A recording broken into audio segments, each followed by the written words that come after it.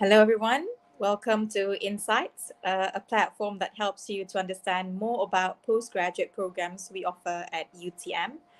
You're with me, Nurfara Atira, for the next hour to look at today's program in the form of a sharing session called Insights PhD and Master of Education TESL, also known as M.Ed TESL. And this is the fourth series of Insights, PhD and Master of Education TESL program. And these postgraduate programs are offered at the Faculty of Social Sciences and Humanities, UTM KL. Hi and welcome to all of the audience on the Faculty of Social Sciences and Humanities Facebook and YouTube channel. Please like and share this program. So we have two guest speakers who will be joining us today. We have Dr. Nur Hasmiza binti Abu Hassan Sazali, the coordinator of TESL postgraduate programs at the Faculty of Social Sciences and Humanities, Kuala Lumpur. And Madam Wan Nur Amira binti Mat Sarzihan, our alumna of M.Ed TESL. So let's call them in. Hi. Hi. Hello. So first we have Madam Wan Nur Amira binti Mat Sarzihan. Okay, may I call you Madam Amira instead? You may call me Mira. It's okay. Okay, so would you be so kind as to introduce yourself? Could you share a bit about your background, work experience, and your academic journey? Additionally, could you enlighten us about your experience studying M.Ed TESL program with us? Thank you. Hello, everyone. Thank you for having me today. My name is Wano Amira binti Mat Sazihan, but you can call me Mira. I'm currently residing in Kuala Lumpur with my husband and my 5-month-old baby boy. I joined UTMKL about 3 years ago, where I pursued M.Ed TESL, and Alhamdulillah, 2 years later, last November, I finally graduated. Alhamdulillah. As of now, I'm sticking to my one and only job as full-time mother at home. Because very soon I'm about to start my PhD journey at UTMKL. As for my experience studying M.Ed TESL, I would summarize it as one of the best journeys of my life. Kind of like a turning point, I would say. Because for your information, I was actually from a different field during my degree. I did engineering back then. So changing my career path to TESL was very scary for me. I remembered how scared I was back then during my first semester, simply because I wasn't from TESL background. Everyone else seemed so natural at everything, but I was like fish out of water. I even cried a lot because of how anxious I was. But Alhamdulillah, I was surrounded by people who helped me overcome all the obstacles. And after 2 years, I was able to wrap my journey with a somewhat big achievement. Okay, congratulations. I also understand that you received the Best Student Award upon graduation. And since you said that your background, your academic background was in engineering, so could you shed some light on how you successfully transitioned from an engineering background to excelling in TESOL studies? Such a shift is often quite challenging, and your insights would be valuable. Thank you. Thank you very much. Yes, I actually studied mechanical engineering in Sydney, Australia for 4 years before I pursued M.Ed TESL. But when I studied for 4 years, I realized that engineering wasn't for me because I failed so many subjects. And then I could say that I disappointed a lot of people due to my poor performance, regretfully. But when I came home, I was actually underqualified to even apply for an engineering job. So I was lost, I was torn, I didn't know what to do.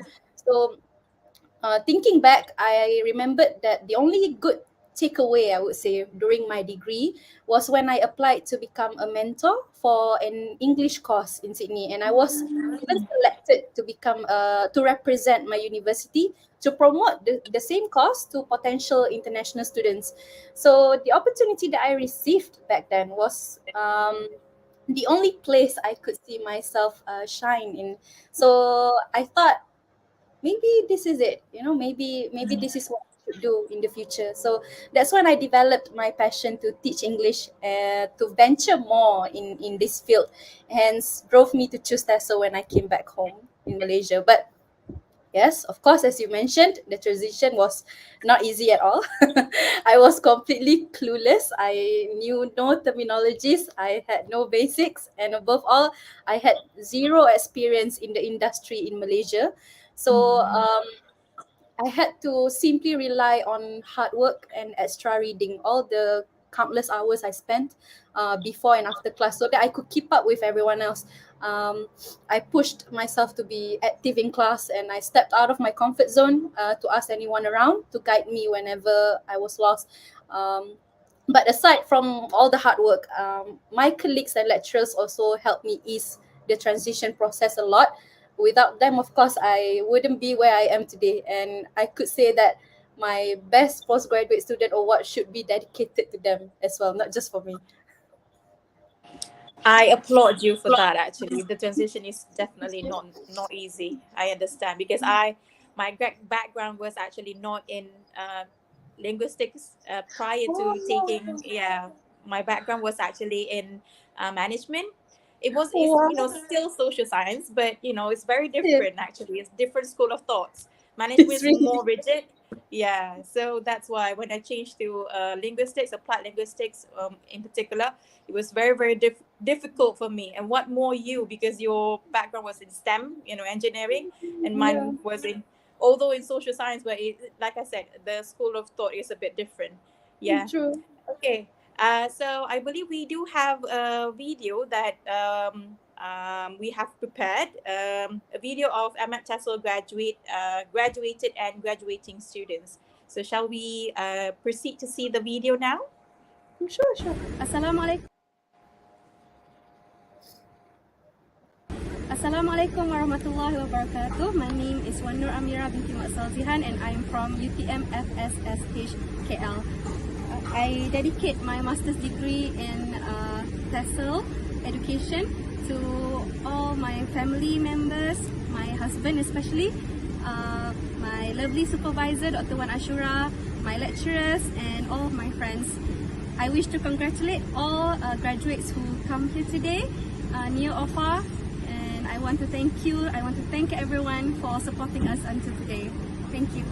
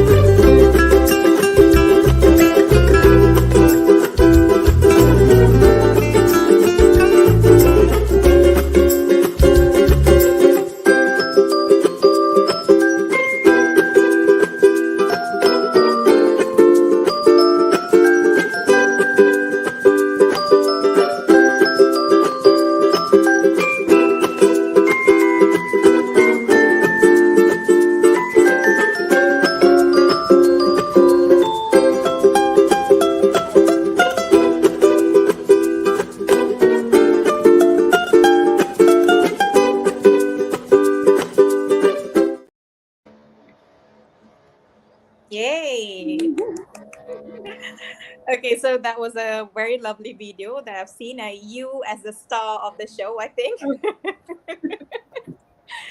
Okay, so back to our interview, I would say, or interview slash Q&A session. Okay, so reflecting on your time at UTM KL, particularly at the Faculty of Social Sciences and Humanities, Kuala Lumpur, could you share some of your most cherished and memorable moments here?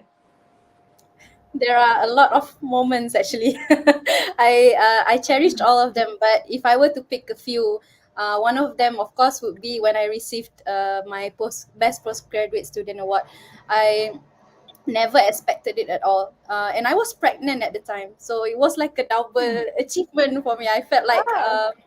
yeah, I received the news quite like in the same in a short time frame, so it was a double shock for me in a happy way, of course. But more than anything, I felt like I've managed to make my parents proud, and that their decision to support my change in career from engineering to TESL was with it, because it's not just me who were anxious, my parents as well, because this is such a big change, you know. So that award really meant a lot to me and to them. Also, my other favorite moment that I cherish dearly was when I stayed up late with my classmates to work on our I assignments see. together. You see, I pursued M.Ed TESL during the pandemic, so there was no way that I could meet my classmates at all. So everything was done online. So that alone came with perks and limitations, but I truly cherish the times where we would we would like sit together and then crack our heads trying to figure out how to work on our assignments, especially on the linguistic subject. And then Yeah. when one was crying, the others would send their warmest encouragement and help to ease the pain.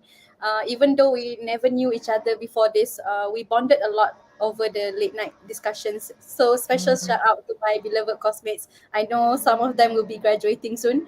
So seeing us all reaching the goal in the end is really touching for me. I really miss them a lot, honestly, and I wish them nothing but success in the future.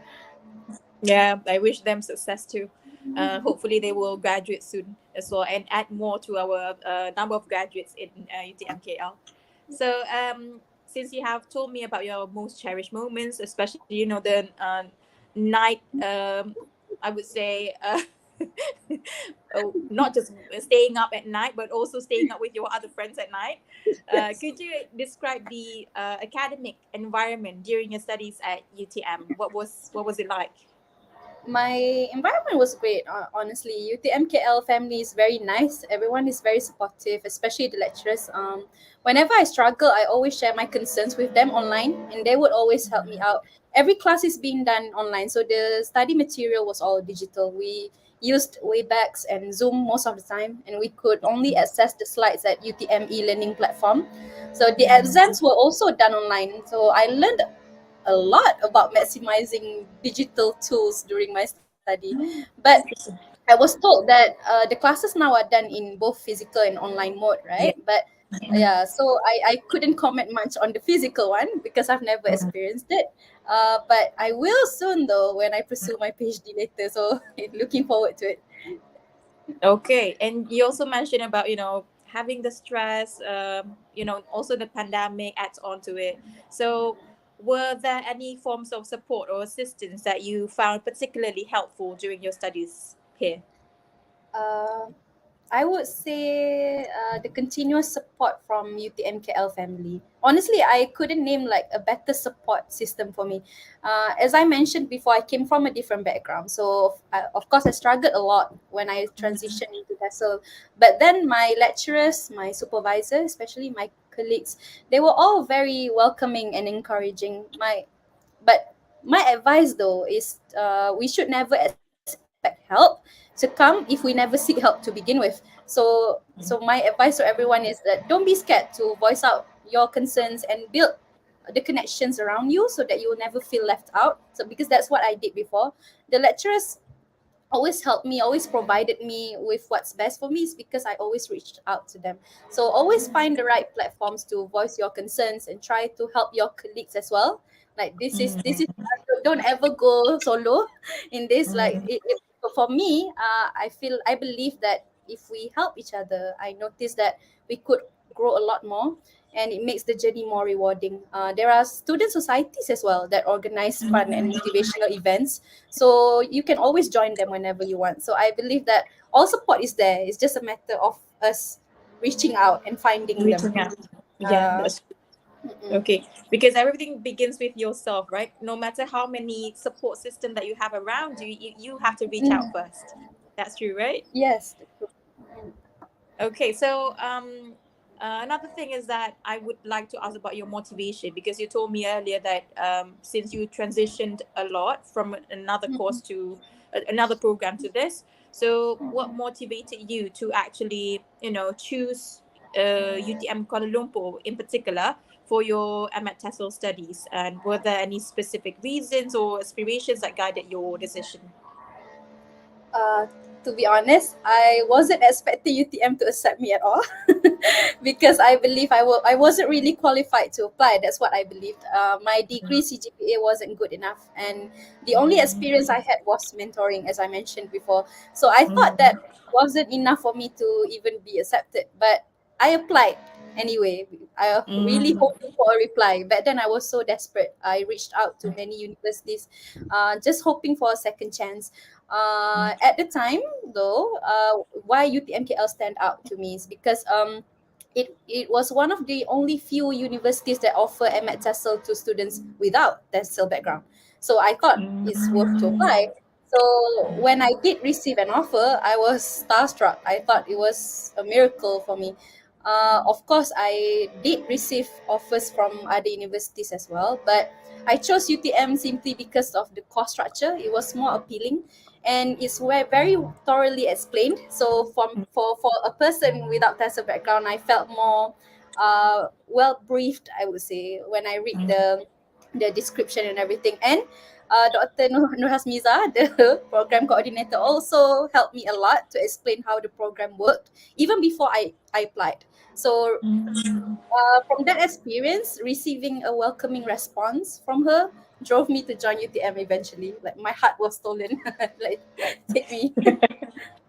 not only just you learning from the websites and other, I would say, platform that you might have access to the course, but also Mm-mm. the help and service provided by us as well. Is that what you meant, right? Yes, Okay, that's what I meant. so can you share your plans and aspiration for the future, especially in light of your academic journey and achievements thus far? I'm actually joining UTMKL again for my PhD, and I had just received my offer letter. Yay! Yay! Uh, I also applied for scholarship, in which I really hope to receive good news soon. So please pray for me. I am praying for you. So, since you said that you are going to embark in your PhD journey with us, which area of research has captured your interest and prompted you to continue your academic journey, and what drives your passion for this research field? Okay, my previous research interest was mainly focusing on teaching methodology, but moving forward, I'm planning to pursue a slightly different path. My research proposal is focusing on healthcare communication, particularly focusing on the language used by cancer caregivers in Malaysia on TikTok, like parents, doctors, nurses, those society, not the patients though. Why am I focusing on TikTok is we all know that TikTok is currently emerging as one of the most influential platforms in the world, and people are using TikTok to spread various information, stories, etc. So, diving into this aspect, the overall goal of my research is to gain a comprehensive understanding on how Malaysian cancer caregivers use TikTok to deliver information with each other.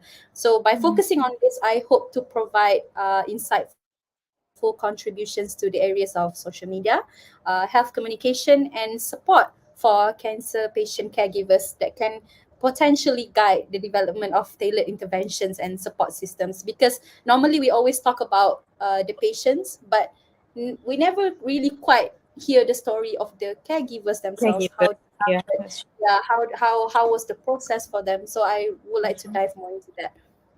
Yeah, that's very interesting, I would say. And I do wish that your future journey in your PhD, um, I would say, yeah, the journey in your PhD studies would be an accomplished and also a smooth one. Let's hope for the accomplishment first and then smooth, because usually PhD is not going to be a smooth journey, but True. accomplishment comes first. Yeah, you accomplish things first, and then you get a smoother journey in the future. Okay, so do you have any advice or words of wisdom for individuals or future individuals considering TESL as their field of study for postgraduate studies? My advice to those who are interested to study M.Ed TESL in UTM-KL, especially for those from non-TESL background like me, go for it. I promise you won't regret it, and you'll find the journey rewarding. It's okay to doubt yourself in the beginning, but inshallah, with the continuous help from your supervisor, your friends, your loved ones, also yourself, especially, inshallah, as long as you keep seeking support, you will succeed. Because studying M.Ed TESL offers many benefits to your career, and if you are up for it, I highly encourage you to join UTM-KL family. Um, I guess I hope my story gives a bit of insight or inspiration to kickstart your journey. But if you do need any more advice or help, I am glad to assist whenever I can. You can reach out to me or to anyone from FSSH UTMKL should you need any guidance on how to start. I think that's quite. I think that's all from me. I'm sorry if I'm taking so much of your time, but yes, I wish everyone all the best and good luck. Thank you. Thank you so much for the advice and also words of encouragement to the future. Hopefully future junior of yours.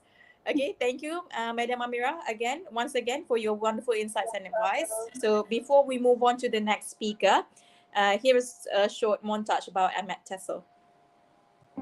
Passionate to be a future ready educator and wanting to enhance your teaching quality?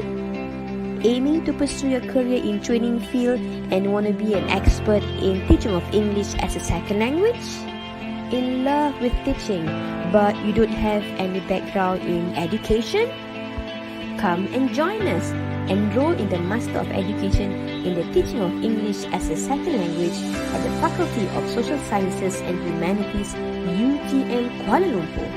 Right in the middle of the city, we are easily accessible. Join us for the September or the February intake. Here, you can do talk course, mixed mode, or full research. For talk course, you will spend most of your time attending classes, doing assignments, and a small-scale research. Mixed mode is slightly similar, but you will spend more time on your research. There will be exams or final exam equivalent projects at the end of every semester for both modes. As for the full research, you will attend fewer classes. Most of your time is dedicated on your thesis, supervised by our lecturers.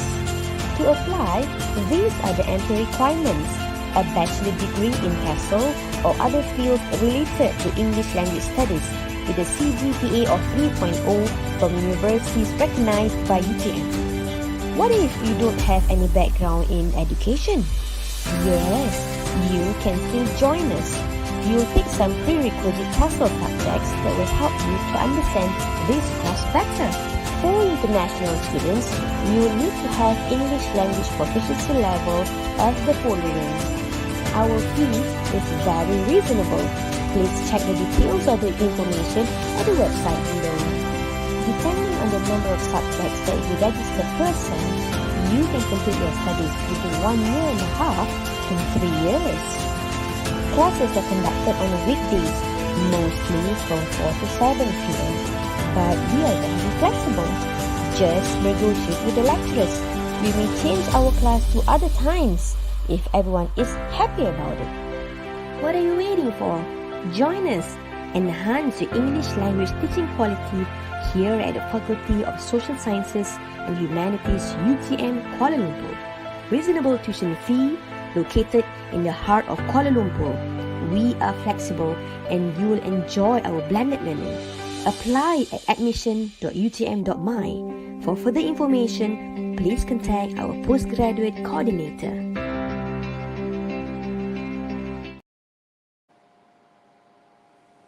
Okay, to the audience, apply now at admission.utm.my to secure your place for the coming October 2023 intake. For more information on the postgraduate TESL program at FSSH KL, feel free to contact Dr. Normi. Her email and phone number are as shown below. If it's not shown, then it's nurhamiza.kl@utm.my. Or you can contact her through her phone number 010-221-9791. Okay, so to all of the audience, please do not forget to fill up the attendance, which is, I believe, going to be provided here in the comment section. So please fill up the attendance. All right, we shall now have our next guest speaker, Dr. Nur Hasmiza binti Abu Hassan Sazali. Okay, better known as Dr. Normi to her dear students. Okay, so hi, Dr. Normi. Hi, Atira, how are you? Alhamdulillah. You usually call me Tia, just call me Yeah, Tia. Tia. Hi, Tia, how are you? Yeah, I'm good. Okay, so Dr. Normi, so could you please introduce yourself briefly, give us some insights into your background and academic journey at UTM-KL? Okay. Good afternoon, everyone. My name is Nur Hasmiza, or people call me Nomi. I've been teaching in UTM for the past 15 years. I started my journey in teaching at school for 6 years before I changed my career to a lecturer in UTM.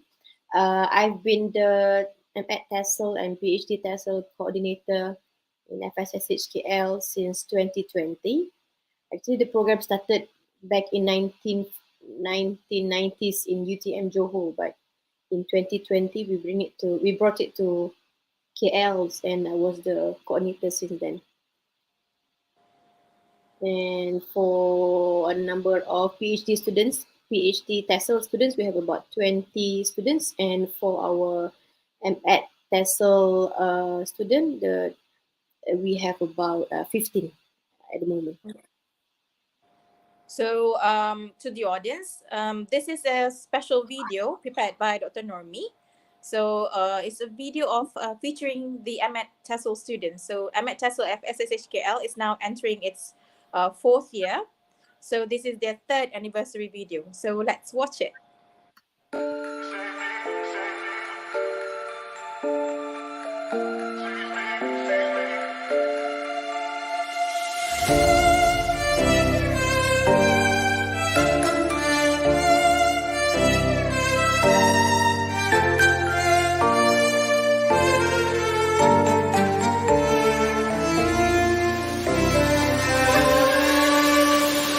No one ever sees me, I'm losing every battle.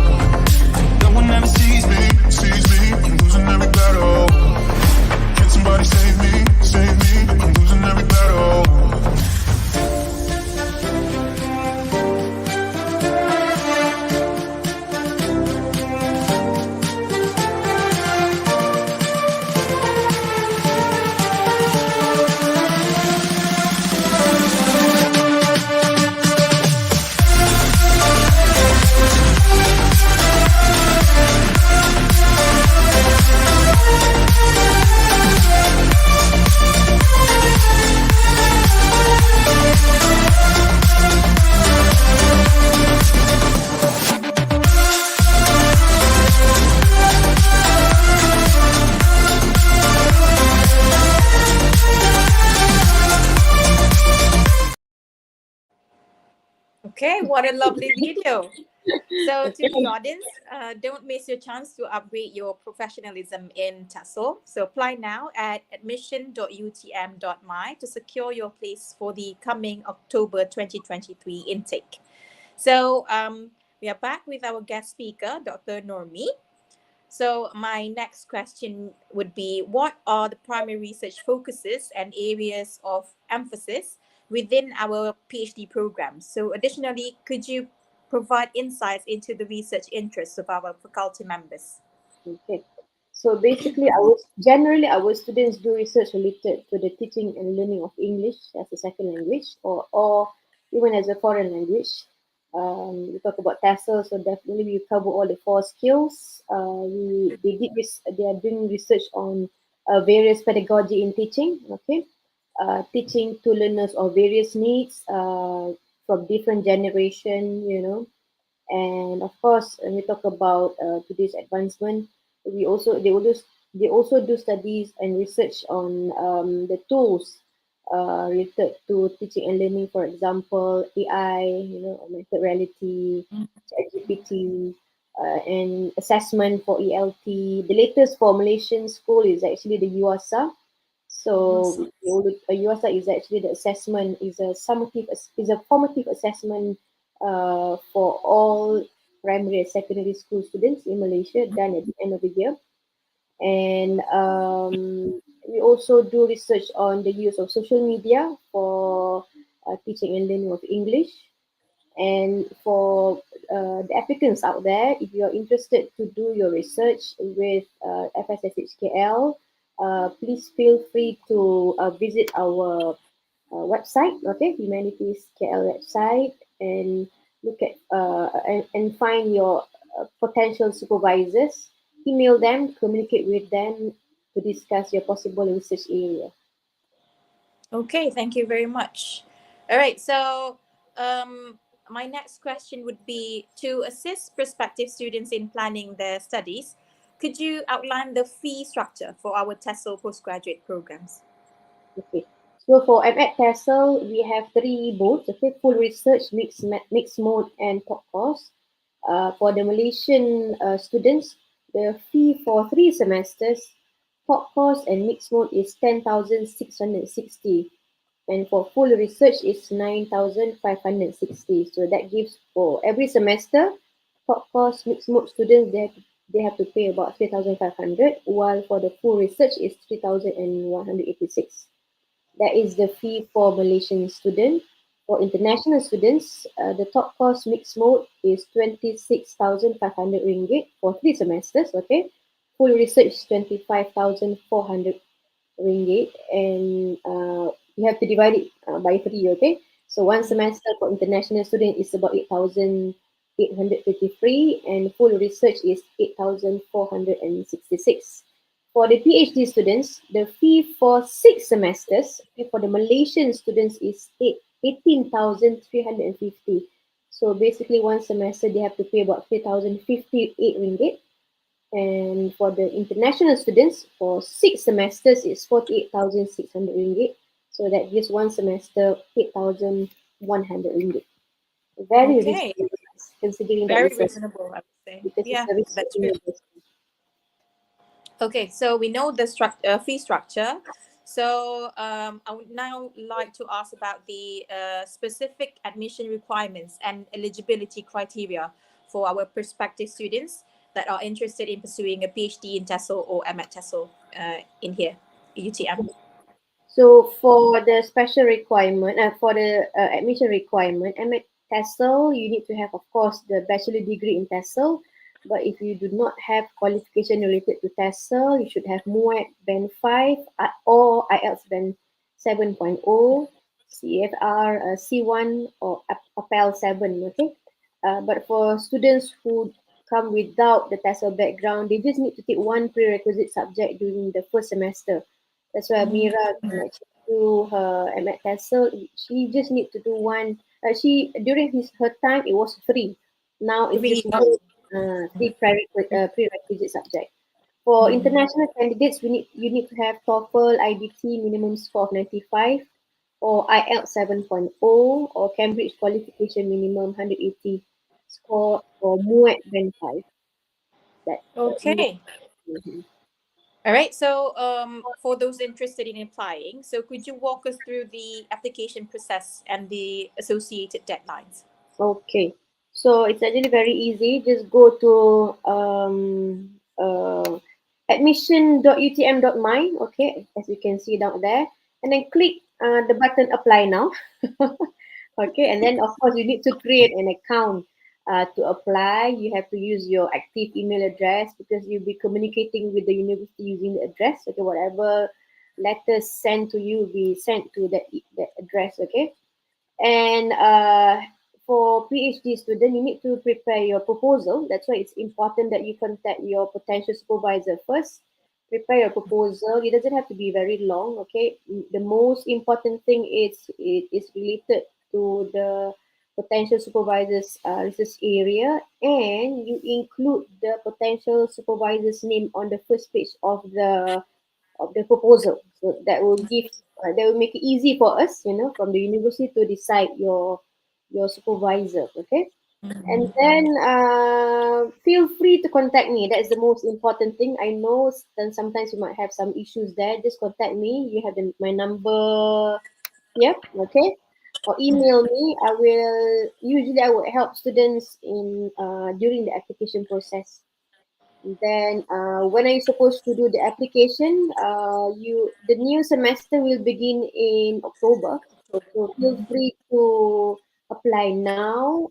Try to get it done before the end of September, so that in early of October you are ready to start your journey. That's all. Yes. So that by October everything is settled, right? Okay. Exactly. Okay, so are there any opportunities for funding or scholarship available to support postgraduate students in their academic pursuits? Yes, we have actually a lot of um, funding or scholarships, especially for the Malaysian students. We have Zamala Scholarship, UTM International Postgraduate Fund, UTM Nexus Scholarship. You can see the link that I included here, on admission from SPS. Okay. Mhm. I think one of the best is UTM Nexus Scholarship. This is actually you will get tuition fee sponsorship from the first to the sixth semester with monthly allowance of 2,250 monthly. Okay, so and this is actually for the locals. We Mhm. also have IDF, International Doctoral Fellowship. I think most of my students applied for this, and most of them get it actually. So it helps, while you're studying, get a scholarship.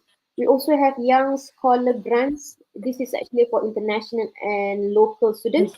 Mhm. Uh, they give you funding for conference. PhD Mhm. students, you get 700 ringgit. Master students, full research, you get 500 ringgit. A lot of That's a opportunities. lot, yeah. Yeah, that's the thing. So just go to all the information will be available on the School of Graduate Studies website.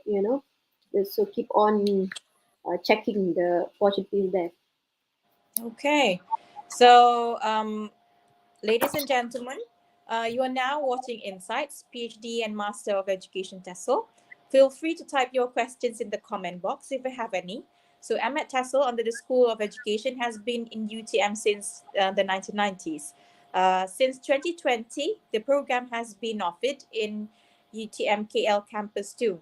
So for more information on the Faculty of Social Sciences and Humanities Kuala Lumpur, go to the website as shown below. https Humanities. humanities.utm.my/kl. Okay. So I believe we have another video that we are going to watch. It's on UTMKL, about UTMKL. Let's watch it, shall we?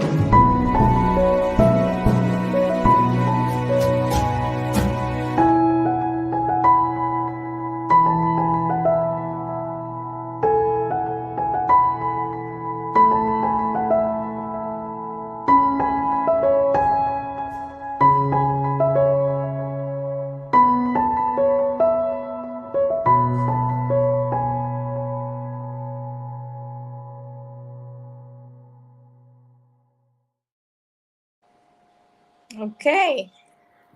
So I believe the video was during the pandemic, right? There is another video actually, but let's watch another the video for another time. There's another new version video. All Okay. right. Yeah. Okay. So my next question would be, what is the typical duration of the program? So are there any flexible options such as part time or remote study? Okay. So for M.Ed TESL and also PhD students in UTM, they are all full-time students. There is no part-time students in UTM. We call them all full-time students. Nevertheless, okay, there are also flexibility for them. For M.Ed TESL, the typical duration of completion is actually between 1.5 to 4 years. It all depends on how many subjects that you take. The more you take, of course, the lesser time you would spend. The lesser time you will need to complete your study. And other than that, it also depends on how long you need to take to do your research. I'm talking about full research and also mixed mode students because they need to do small scale research for their study. Um, for the top course students, they need to attend most number of class as compared to the other students. They need to attend 11 classes actually. Uh, Sorry, they need to take 11 courses. And then they need to do only simple research at the end of their study. As for now, M.Ed TESL classes are physical, face-to-face, weekdays, and they are conducted during daytime. Nevertheless, most of our students are working students. So this is the good thing about M.Ed TESL in FSSH KL. We are very negotiable. We can negotiate with the lecturers, you know. We can try to find ways so that both parties, can accommodate with each other. Feel free to contact me, and I will help to sort things out, especially in term of the class timetable. And then for PhD, the typical duration of completion is between 3 to 6 years. Maximum semesters given to students is actually 16 semesters, 8 years. Six, Mm. eight. Maximum is 8 years. That is 16 semesters. But usually students would finish in between 3 to 6 years. For PhD students, they need to attend few courses in the first semester that will help them to do their research. They have to take the research methodology class and also the University General elective. In terms of supervision, it is all between the students and the supervisors. So you just need to discuss with the supervisor on the meeting mode whether it's going to be online or face to face. That's it. Okay, so can you explore more on the timeline for completing the coursework and advancing the dissertation, especially for the ones who need to do research, the thesis space within the PhD M.Ed TESL program? Okay. So I'm at TESL, 11 subjects plus one research study for the top course. Mixed mode students, 7 subjects plus one dissertation. Full research students, 5 subjects plus a thesis. Okay. For master mixed mode and full research students, they have to do proposal defense and viva. So based on my experience, this is the reason why usually mixed mode and full research students they take longer time to complete their study as compared to top course. Um, for UTM master graduates, we will usually automatically get the offer to pursue their PhD study in UTM. Okay, so they will get exemptions to take a few courses. For PhD students, first semester they will take research methodology class, one general elective, and then of course from the second to perhaps fourth semester, they will work on their proposal, they will do their proposal defense, and they will try to do their first publication of paper. Between fifth to the eighth semester, they will do their data collection, data analysis, complete their writing, and they hope to do their and it's hope that they could do their viva voce for during that period, fifth to eighth semester. But of course, as what I told you just now, the maximum number of semesters given for PhD students is 16 semesters. That is 8 years. So it all depends on them actually. Okay, so apart from the question that I asked earlier, so what resources and facilities are accessible to postgraduate students, including libraries, laboratories, and research centers? Okay. So in UTM, we have student lounge facilities. It means students can get their own study space. This is under the School of Graduate Study. Just go and apply. UTM Kuala Lumpur, we have the library, computer lab, cafes, restaurant, gym for you to work out, bowling alley. Okay, if you're into bowling, okay. And for FSSH KL, we have the resource room. Is a room where you can have a group meeting with your supervisors and other students. Perhaps just inform your supervisor; they will do the booking. But usually, supervision meetings are done in your supervisor's own office. Mhm. Okay, so Dr. Normi, how does the program actively support students in their efforts to publish research findings and participate in academic conferences? Okay. So for PhD students, there's a publication requirement that they need to fulfill besides doing their thesis writing. Okay. So of course, the whole university, the faculty, the supervisors, we definitely encourage our students to do their first publication. Usually, if possible, before they collect their data. And then the second one, the first one could be a systematic literature review paper, SLR. Okay, and then the second one would be after they're done with the data collection. Uh, uh, as for that, it's actually the faculty at School of Postgraduate Studies, the university. We have a lot of venues for the students to try out writing their paper and publish. We will help. We will definitely help because it's actually part of the requirement. Yeah. Okay, so we do know that there is a support as well, not just to as a requirement, but they can also get support to do their research. Okay, so are there any avenues for international research collaborations or opportunities to engage in research on a global scale in Yeah. UTMKL? This is a good thing about being in a research university. Whatever information for opportunities for our students will be definitely the priority is always for students. That's the thing. And then Yeah. I remember one of my student, a language academy student, not from School of Education. She went to Japan for a collaboration program between UTM and Japanese university. So whatever information for the students will be sent by the School of Graduate Study. I And see. then, of course, for FSSH, we have the School of Education itself has a lot of connections with universities in Asia. So at least, I mean, you will get information and opportunities to go and submit your papers for international conferences if you are studying in UTM. If you are studying in UTM. UTM. Okay, so how does our institution, UTMKL, or UTM in general, foster a sense of community and collaboration among postgraduate students to enhance the overall research experience? So besides doing your research, we also encourage our students to take part in local and international conferences, competitions. I think you know this 3 minutes thesis competition, right? Yeah. Finale, materials lecture, so many competitions, so many conferences that I'm I'm afraid you'll be overwhelmed with so many things, you know. Yeah, So quite a you lot, isn't need it? to know too many. So you need to select and you need to know your priorities. Okay, that's the thing. Okay, so to the audience on Facebook and YouTube, you are on Insights, and today we are talking about M.Ed and PhD TESL. So these programs are under the School of Education at the Faculty of Social Sciences and Humanities.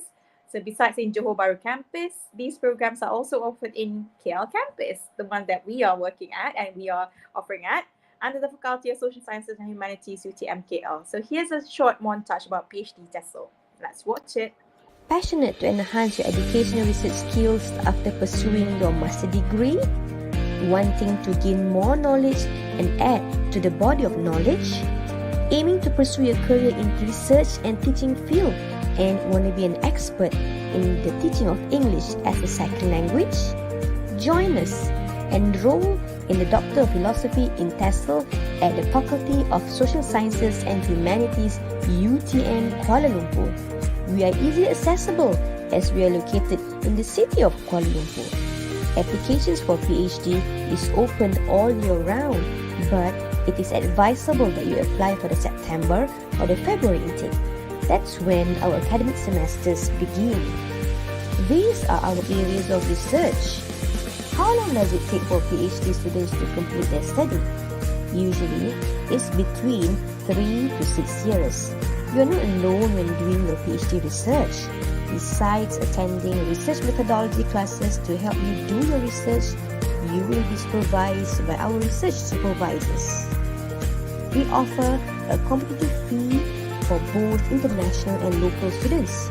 Please check the details of the information at www.admission.utm.my. To apply, the requirement is to have a master degree in the field of TESL. For international students, you need to have the English language proficiency level as the following. What are you waiting for? Come and join us. Be an expert in your field. With reasonable tuition fee, located in the heart of Kuala Lumpur, we are easily accessible to you. Apply at admission.utm.my. For further information, please contact our postgraduate coordinator.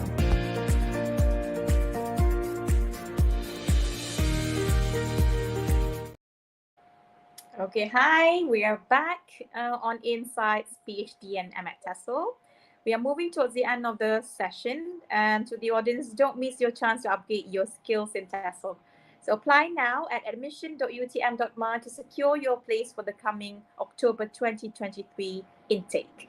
So, Dr. Normi, back at questioning with you. So in terms of now we're, you know, in a fast-paced society, so there should be some work-life balance, and otherwise we could go burnout, right? So in terms of work-life balance and mental health, what approaches does the program take to support the well-being of its postgraduate students? Okay. First of all, the counseling unit in UTM is very active in conducting programs to help all UTM students. So you just need to check your email, just contact them if you have any issues, if you feel like you need someone to talk to. Number two, we have a lot of sports facilities for students to use. Please feel free to use them. If not, you have to pay if you want to use the facilities outside that. And then from the faculty aspect, from the faculty side, we are aware that we need to deal with adult learners. So we need to have the andragogy knowledge. The skills of dealing with adult learners because our postgraduate students are mature, adult learners. So for the supervisors, the research supervisor, they need to undergo 3 courses for them to be able to supervise postgraduate students. And then at the end of their courses, they need to be mentored by associate professors or professor before they are qualified to supervise students. That's from our aspect, from our side. For FSSHKL, we have Share With Us program, one of the initiative of FSSHKL, where students can share their problems, any issues related to their study to any lecturers appointed for the program. And as the coordinator of this program, my door is always open to students.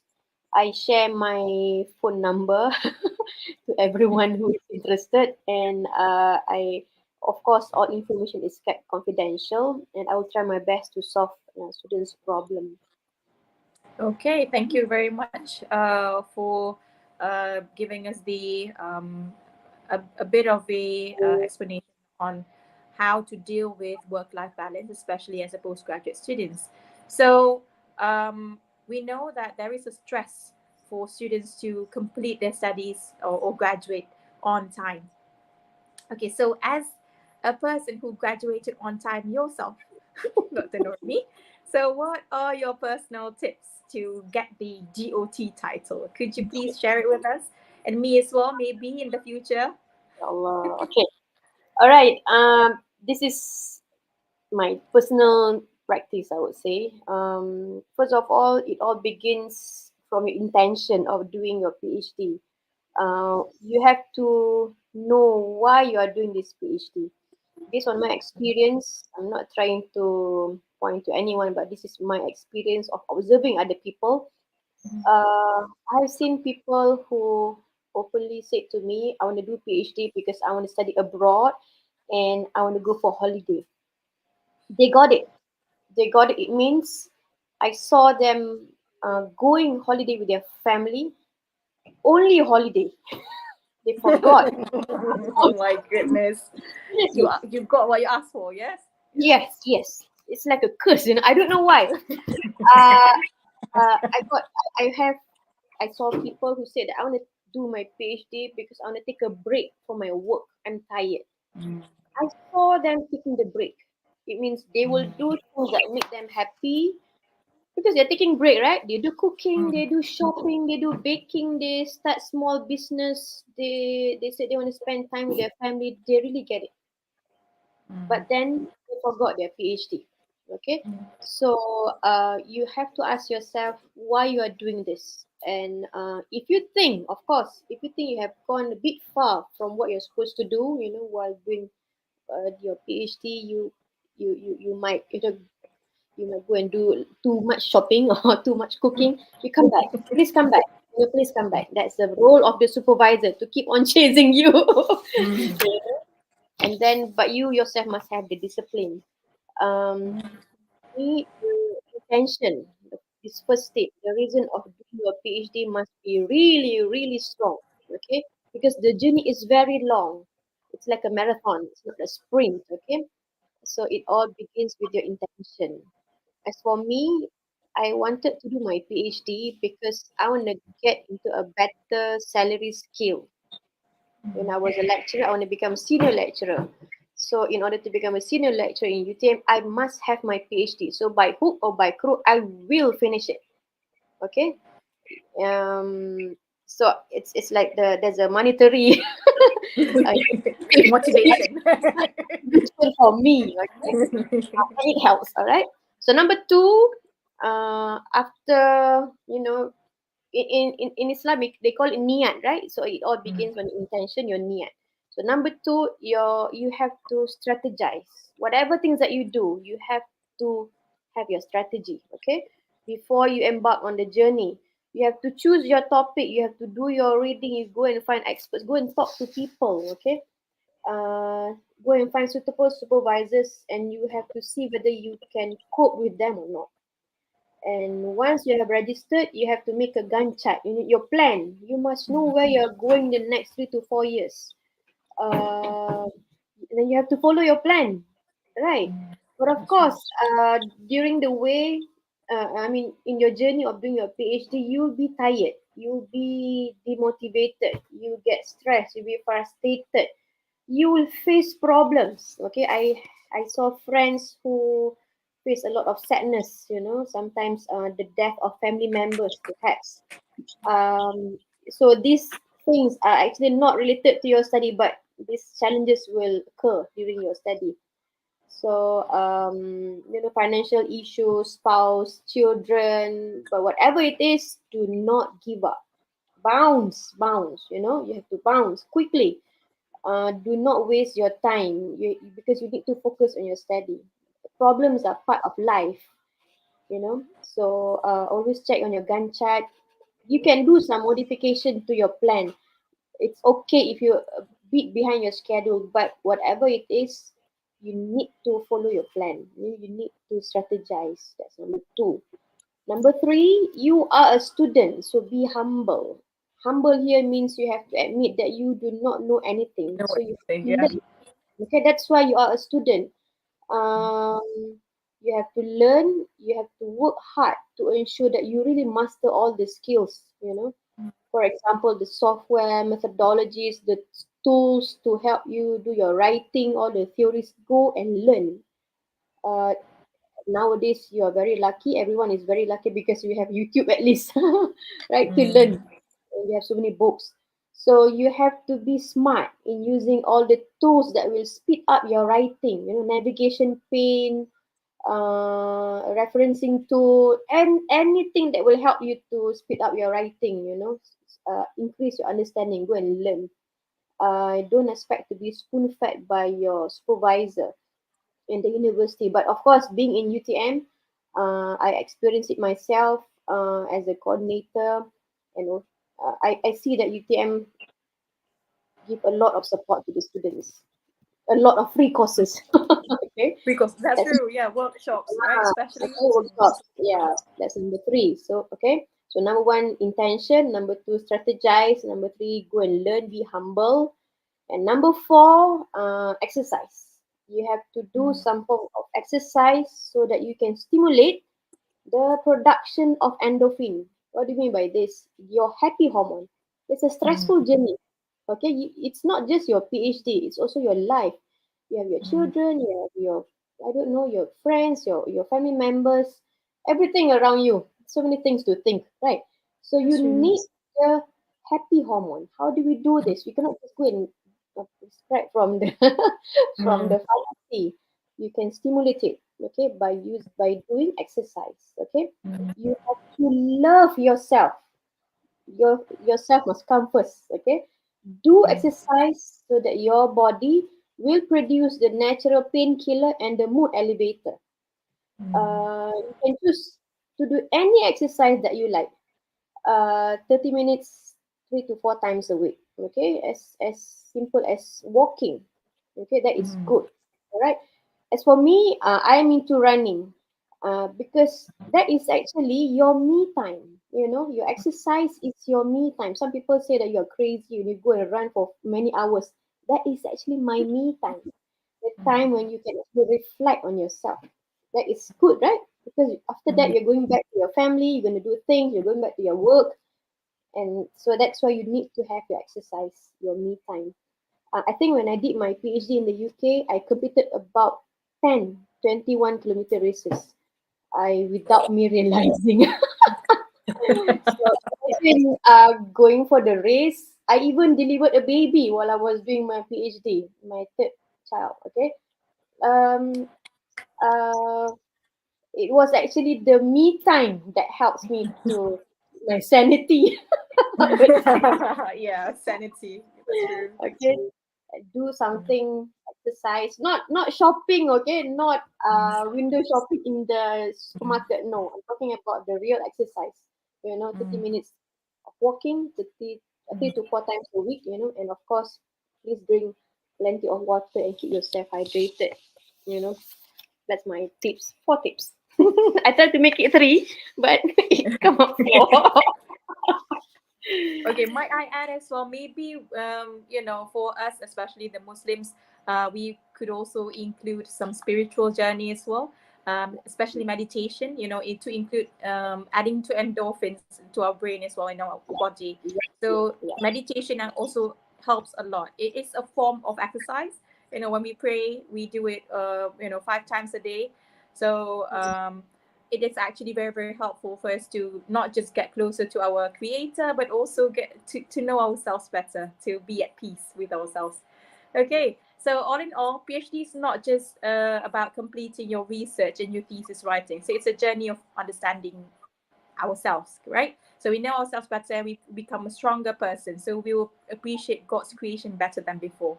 So to all of the audience, please make sure that you fill up the attendance. I believe the attendance list has been, the attendance link was shared with you earlier. So maybe we can highlight on that. Okay, so the link will be closed very, very shortly afterwards. Okay.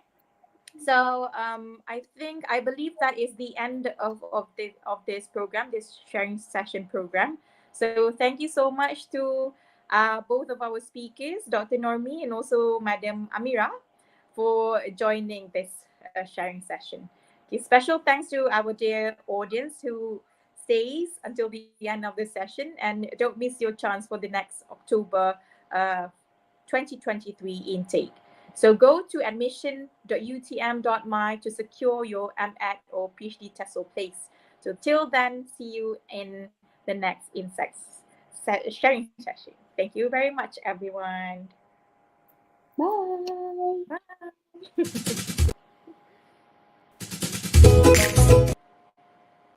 Sorry. It's coming up.